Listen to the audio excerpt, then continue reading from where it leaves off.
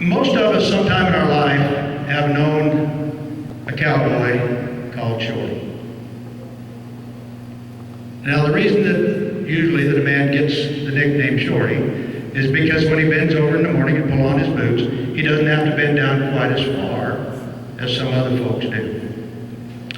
I know a man named Shorty, and there's two things that I know about him. One, whenever somebody needs help, Shorty's usually the first one there. And second, he's about as tough as inch-thick rawhide. So I wrote a little poem about the fact, and hopefully you'll get the message that the real measure of a man ain't with a yardstick. He was sitting on a stool up at the bar, and his feet didn't quite touch the floor. Even wearing high-heel cowboy boots, he could barely stretch 5'4". Everyone just called him Shorty, a nickname he didn't seem to mind. He was always willing to help another, and a better man you'd play hard to find. But he was trying real hard to ignore the dude that was sitting just to his left. He could tell by the looks and the snide remarks. Sorry, he's got to be sitting to the right or it don't rhyme. Trying to ignore the dude that was sitting just to his right. He could tell by the looks and the snide remarks he was spoiling for a fight. "Hey, little fella," he said to Shorty, "are you supposed to be in here? Why, you don't look like you're big enough to be drinking whiskey and beer. And I see by your outfit you're a cowboy." The word boy seemed to hang in the air.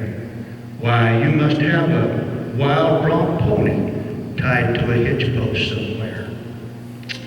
"Well, you're right," said Shorty, "I'm cowboy. Wild broncs, I broke more than a few. So I guess it shouldn't take me too long to teach manners to a jackass like you." Then 2 quick lefts at a staggering right, and that dude found himself on the deck, staring up at Shorty, stunned and surprised, with a size 8 boot on his neck. Now just a little pressure from Shorty, and that poor dude started to choke. "I'd suggest you lay still and contemplate your sins," said Shorty, "whilst I build myself a smoke." Then he folded the paper in one hand, filled it from his boulder bag, licked the edge, rolled it, lit it, and took a long, easy drag. He said, "I'm a cowboy my whole life," said Shorty, riding broncs and chasing rangy old cows. "I've known some men with whom I trust my life, and a few like you that I wouldn't let in the house. But I truly believe it's God up above it. I figure he's got himself a plan. Now, it's my guess your purpose in life, my friend, is to serve as a sorry example of man. We each enter this life with challenges, shortcomings, I believe they're called. Some are too short, some are too tall, some are heavy, and some are bald.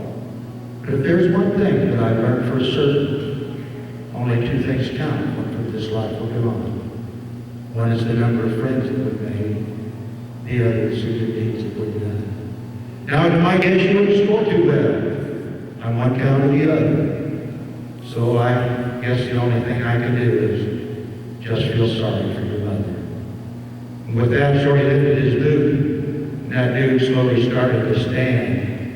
He raised up on one knee and he looked up at Shorty, and then he grinned and stuck out his hand. He said, "I guess my shortcoming is a lack of good sense, but you've given me cause to think. So I'm starting right now on more friends and good deeds. Come on, Shorty, let me buy you a drink."